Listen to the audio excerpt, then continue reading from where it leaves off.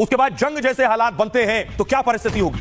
भारत ने अपने स्तर पर पूरी तैयारी कर रखी है और तैयारी इस स्तर पर है भारत की कि उसके बाद के हालात के लिए भी भारत तैयार है। इसीलिए आज जो ड्रिल की गई है उस ड्रिल का मकसद और मायने क्या था, आइए आपको बताता हूं। भारत के कौन कौन से एक्सप्रेसवे पर सारे फाइटर उतर सकते हैं। सबसे पहले आपको यूपी लिए चलता हूं। यूपी का एक्सप्रेसवे देखिए जरा, गंगा एक्सप्रेसवे जो आप देख रहे हैं, ये गंगा एक्सप्रेसवे मेरठ से प्रयागराज तक आता है। ये मैप में लोकेशन आप देख रहे हैं। देश का पहला एक्सप्रेसवे जिस पर 3.5 किलोमीटर लंबी हवाई पट्टी बनी है और दिन और रात दोनों समय यहां फाइटर जेट लैंड कर सकते हैं।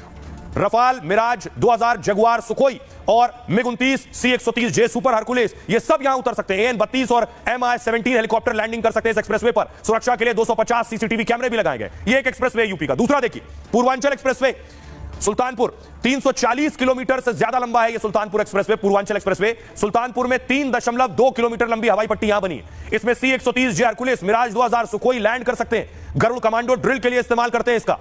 तीसरा एक्सप्रेसवे देखिए जरा, आगरा लखनऊ एक्सप्रेसवे। यहां उन्नाव में हवाई पट्टी बनी है, 302 किलोमीटर लंबा ये एक्सप्रेसवे। उन्नाव में 3 किलोमीटर लंबी एयर स्ट्रिप बनी है। मिराज 2000, सुखोई, जगुआर यहां लैंड कर सकते हैं। फाइटर जेट ने लैंडिंग का अभ्यास किया है यहां।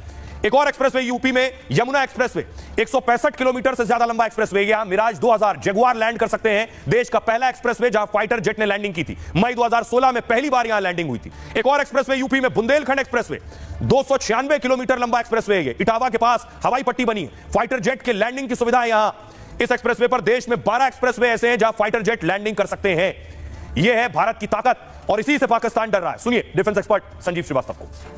तो पाकिस्तान के लीडर्स भारत के अस्तित्व पर चुनौती देने की अगर मंसूबे पाल रहे हैं तो जाहिर है कि वो अपने अस्तित्व को ही समाप्त करने के बारे में कदम बढ़ा रहे हैं। पाकिस्तान ने पहलगाम का जो आतंकी हमला, वहाँ के आर्मी के जनरल्स ने, जनरल मुनीर ने अपनी समस्याओं से पाकिस्तान की जनता का ध्यान वहाँ के मूल मुद्दों से भटकाने के लिए और अंतर्राष्ट्रीय समुदाय का ध्यान भी पाकिस्तान के आतंकपरस्त चरित्र और वहाँ की दयनीय स्थिति से भटकाने के लिए करवाया है। मेरे असेसमेंट के मुताबिक पाकिस्तान के कम से कम 5 टुकड़े हो सकते हैं। बलूचिस्तान, सिंध देश, खैबर पख्तूनख्वा में पश्तूनिस्तान की मांग चल रही है और जाहिर है कि जो पाकिस्तान ऑक्युपाइड कश्मीर और गिलगित बल्तिस्तान है वो भारतीय टेरिटरी है, वो इलीगल ऑक्यूपेशन है, वो तो भारत में आएगा ही। और पाकिस्तान के जो हुक्मरान हैं, ये जो नेता हैं, इनके पास अगर कुछ बचेगा तो एकमात्र पंजाब ही बचेगा और ऐसे में पूरे पाकिस्तान का अस्तित्व ही समाप्त हो जाएगा। और पाकिस्तान को यही खौफ है कि उनका अस्तित्व इस बार समाप्त होने जा रहा है क्या। पाकिस्तान में भी सायरन लगा दिए गए हैं भारत के डर से कि भारत कोई हमला करे तो जोर की आवाज हो जिससे लोग सब सचेत हो सके।